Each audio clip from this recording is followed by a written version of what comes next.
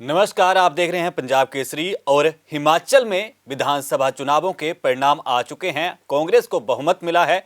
चर्चा करेंगे कि अब सीएम कौन होगा, क्योंकि सियासी गलियारों में सवाल कई उठ रहे हैं। मेरे साथ मौजूद हैं वरिष्ठ पत्रकार बलवंत तक्षक जी। लगातार हिमाचल की सियासत के ही नहीं, मुल्क की सियासत से भी हर तरीके से जुड़े हुए हैं। तक्षक साहब, बड़ा अहम सवाल है, क्योंकि चर्चा में चुनावों से पहले परिणामों तक कई नाम थे, लेकिन अब सीएम कौन होगा, सिंहासन पर कौन बैठेगा, क्योंकि कांग्रेस ने बहुमत तो ले लिया, लेकिन कई नामों की चर्चा के बाद अब मोहर किस नाम पर लगेगी? मैं तो सुनील ये कहूँगा कि कांग्रेस ने पूर्ण बहुमत हासिल कर लिया है। हिमाचल प्रदेश की 68 सीटों में किसी भी पार्टी को सत्ता में आने के लिए 35 सीटें जीतना जरूरी था और कांग्रेस को 40 सीटें मिल गई हैं। रही बात मुख्यमंत्री पद का ताज किसके सिर पर सजेगा, ये विधानसभा चुनावों के दौरान मुद्दा लगातार चर्चा में रहा है। मैं समझता हूं कि इस समय हिमाचल प्रदेश में मुख्यमंत्री पद के 3 ही प्रमुख दावेदार हैं। इनमें प्रदेश कांग्रेस अध्यक्ष प्रतिभा सिंह जी, दूसरे कांग्रेस चुनाव अभियान समिति के चेयरमैन सुखविंदर सिंह सुक्खू साहब और तीसरे विपक्षी नेता मुकेश अग्निहोत्री जी। इन तीनों में से ही पार्टी आला कमान को किसी न किसी नाम पर अपनी मोहर लगानी है। और दूसरा सबसे बड़ी बात कि देखिए, नामों के साथ एक यहाँ पे बात जो मेरे संज्ञान में आई और मुझे कॉल भी आई जब इन नामों की चर्चा चल रही थी। तक्षक साहब, आपसे भी समझना चाहूंगा वो बारीकी कि प्रतिभा सिंह का नाम लगातार चर्चा में है, लेकिन विधायक नहीं है, तो ये कैसे संभव होगा? देखिए सुनील, प्रतिभा सिंह जी हिमाचल प्रदेश की मौजूदा कांग्रेस अध्यक्ष हैं। उन्होंने हालांकि विधानसभा चुनाव नहीं लड़ा, बावजूद इसके पार्टी आला कमान जिसे चाहे मुख्यमंत्री का पद सौंप सकती है। प्रतिभा सिंह जी पूर्व मुख्यमंत्री वीरभद्र सिंह की पत्नी हैं। वीरभद्र सिंह जी 6 बार हिमाचल प्रदेश के मुख्यमंत्री रहे हैं।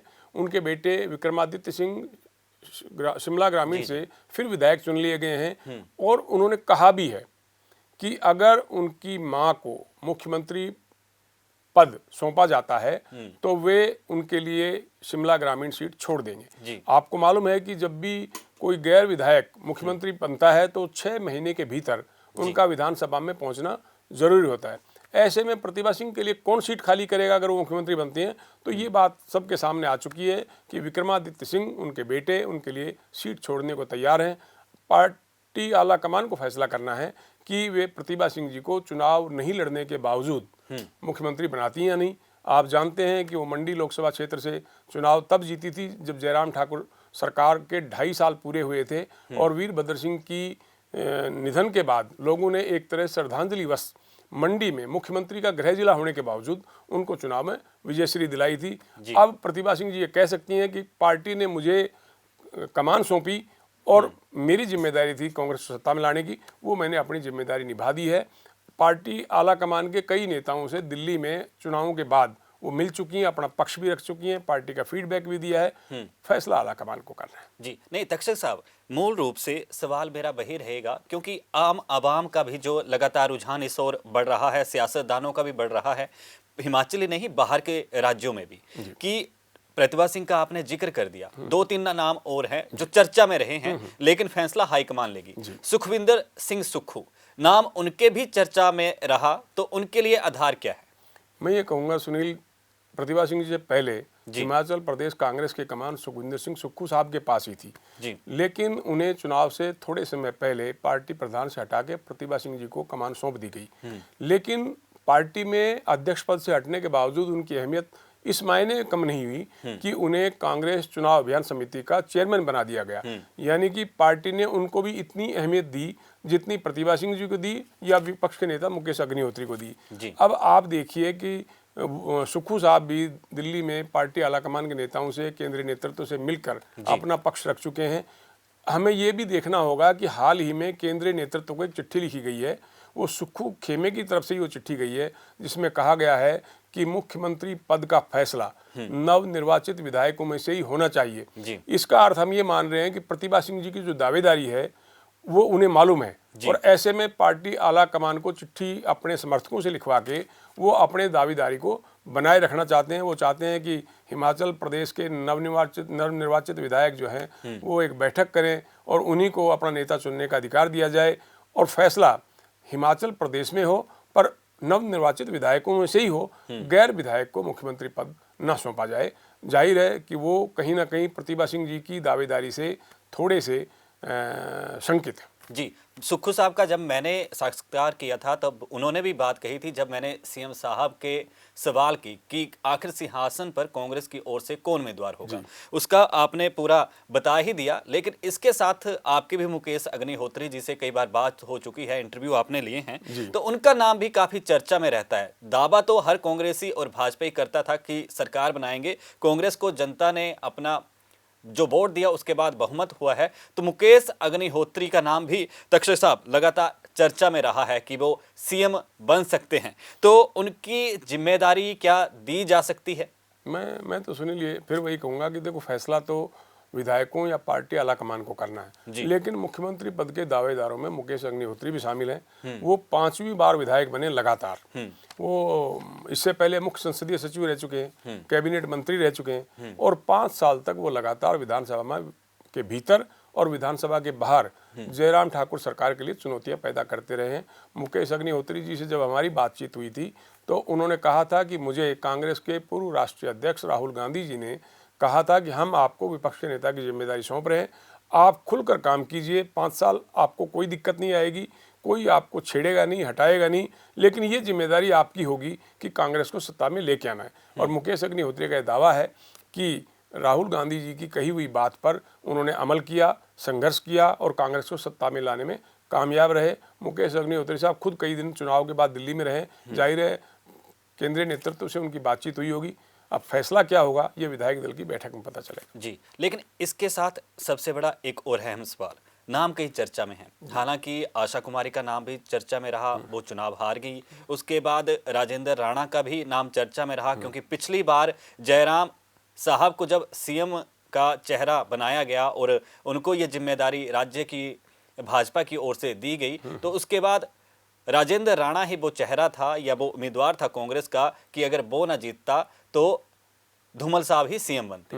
तो आपको क्या लगता है कि इसके अलावा कांग्रेस के अंदर कौन कौन से जीते हुए उम्मीदवार हैं जो सीएम हो सकते हैं?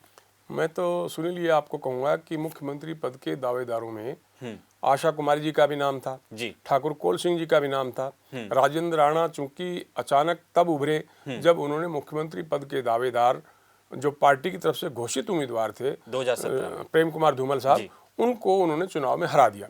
ये एक तरह से मतलब एक बड़ी जीत थी।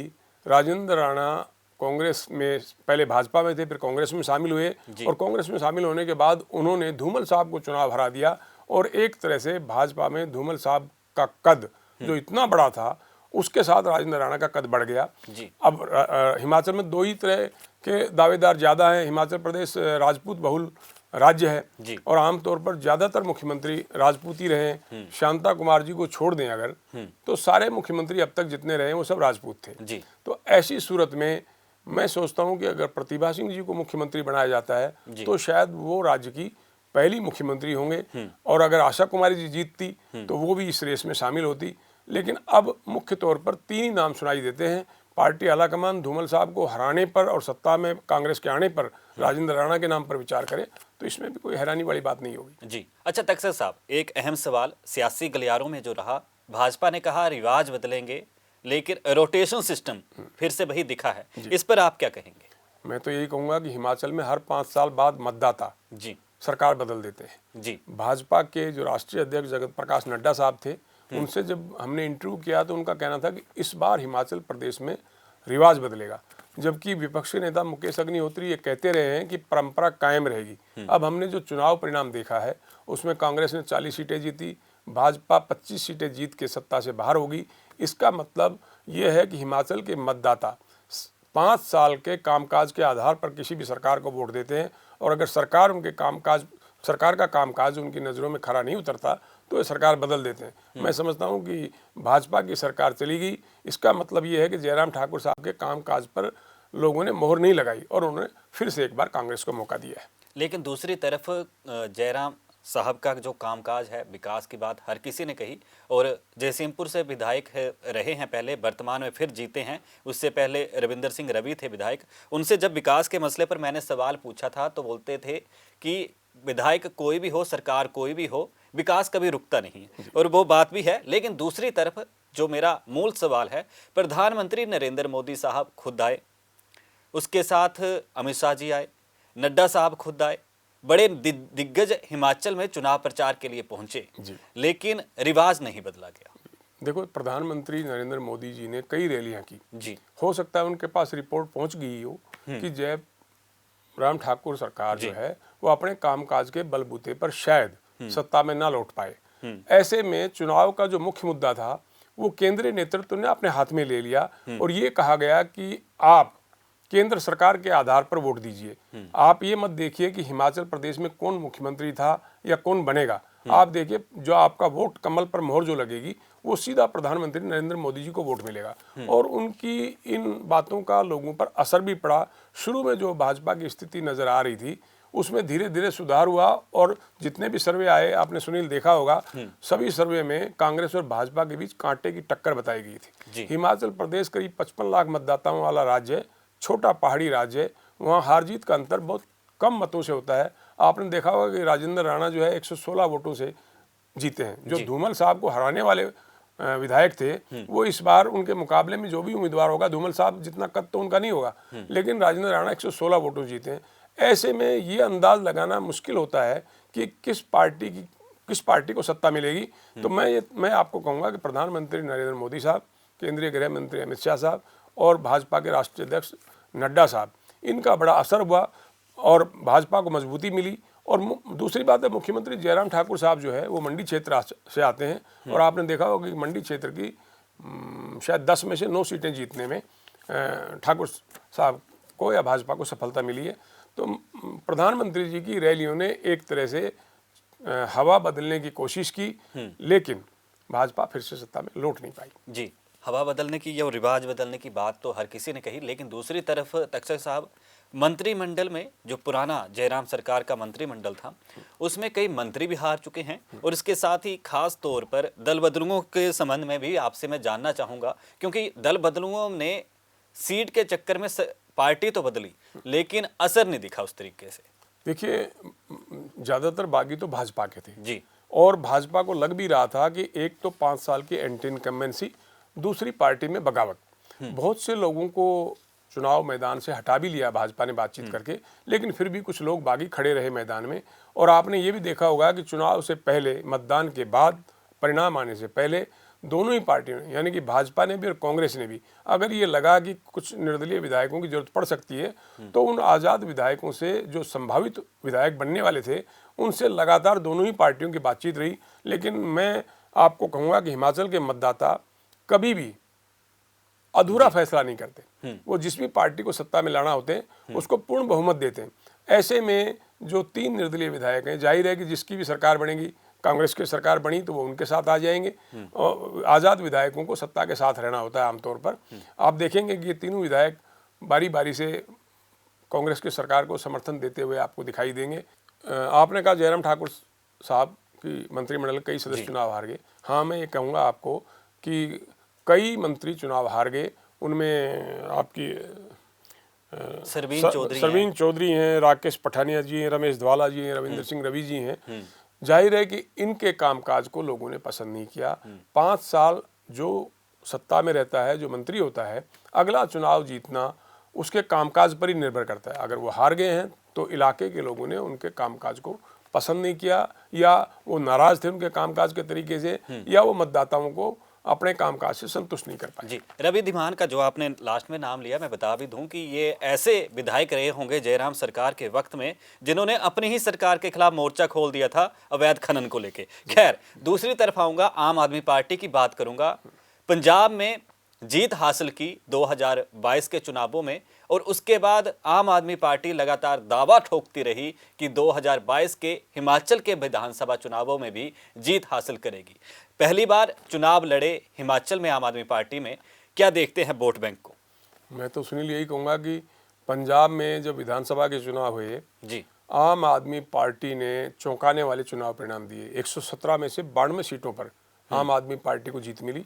चूंकि हिमाचल पड़ोसी राज्य है, पंजाब की सीमाएं हिमाचल के साथ लगती हैं, तो पार्टी को ये उम्मीद थी कि हम हिमाचल में भी पंजाब को दोहरा सकते हैं। लेकिन पंजाब और हिमाचल के मिजाज में बड़ा फर्क है। आपने देखा होगा कि आम आदमी पार्टी की सरकार बनने के बाद कुछ वहाँ पंजाबी गायक थे सिद्धू मूसेवाला, उनकी हत्या हो गई और उस हत्या का असर इतना था कि खुद जहाँ से मुख्यमंत्री भगवंत मान 2 बार संगरूर से सांसद बने, 2 बार चुनाव जीते लगातार, लेकिन सरकार बनने के कुछ समय बाद जब वो मुख्यमंत्री बने और सांसद के पद से इस्तीफा दिया तो वहाँ उपचुनाव हुआ और उपचुनाव में सत्ता में आने के 2 महीने बाद जो उपचुनाव हुआ उसी में आम आदमी पार्टी का उम्मीदवार चुनाव हार गया। ऐसे में पंजाब में जब कुछ हिंसा की घटनाएं घटने लगी, कुछ आतंकवादी लोगों ने अपने दीवारों पर नारे लिखने शुरू किए, तो हिमाचल के प्रदेश के लोगों को लगा कि शायद अगर ये आतंकवादी गतियाँ बढ़ेंगी और इस तरह की हत्याएं होंगी या इस तरह की दीवारों पर खालिस्तानियों के नारे लिखे जाएंगे तो शायद हिमाचल का अमन चैन खराब हो सकता है। ऐसे में मुख्यमंत्री अरविंद केजरीवाल साहब और पंजाब के मुख्यमंत्री भगवंत मान साहब ने सबसे पहले रोड शो करने के लिए मुख्यमंत्री जयराम ठाकुर के गृह जिले मंडी को ही चुना था। लेकिन जब हिंसा की घटनाएं बढ़ने लगी और आम आदमी पार्टी को लगा कि हिमाचल में समर्थन मिलने की संभावनाएं कम है तो उन्होंने खुद को हिमाचल से हटा के सारा ध्यान गुजरात के विधानसभा चुनाव पर केंद्रित कर दिया और चुनाव परिणाम बता रहे हैं कि आम आदमी पार्टी को हिमाचल में उम्मीद क्या किसी भी तरह का कोई ज़्यादा समर्थन नहीं मिल पाया। जी, अब दूसरी तरफ मुख्य सवाल पे आऊँगा, क्या सीएम का फैसला विधायक दल की बैठक में होगा कि कौन होगा या हाईकमान लेगी? देखिए, मैं समझता हूं कि विधायक दल की बैठक में ही नाम का अनाउंसमेंट होगा जी। उसको उस मुख्यमंत्री पद के विधायक दल के नेता का चुनाव चाहे विधायक करें या केंद्र सरकार की तरफ से कोई इशारा दिया जाए कि किसको मुख्यमंत्री बनाना है। अगर केंद्र सरकार की तरफ से कोई इशारा आएगा या कोई नाम भेजा जाएगा तो मैं समझता हूं कि उस नाम पर सर्वसम्मति से मोहर लग जाएगी जी। और कहा भी है मुकेश अग्निहोत्री विपक्ष के नेता ने कि जो भी पार्टी आला कमान फैसला करेगी वो भी सभी विधायकों को मान्य होगा। विधायक दल की बैठक होने दीजिए, नाम आपके सामने आ जाएगा। जी, चलिए तक्षक साहब, अब देखने वाली बात होगी कि सिंहासन पर हिमाचल में कांग्रेस की ओर से किसे जिम्मेदारी दी जाती है, क्योंकि कांग्रेस के जितने भी लीडर हैं, ये मुकेश अग्निहोत्री साहब या और कोई किसी की बात करूं, सारे ही कहते हैं कि अब हाईकमान फैसला लेगी और उन्हें जनसेवा करनी है। फिलहाल कुछ अहम सवालों का जवाब देने के लिए और अपना कीमती वक्त देने के लिए बहुत बहुत धन्यवाद। शुक्रिया।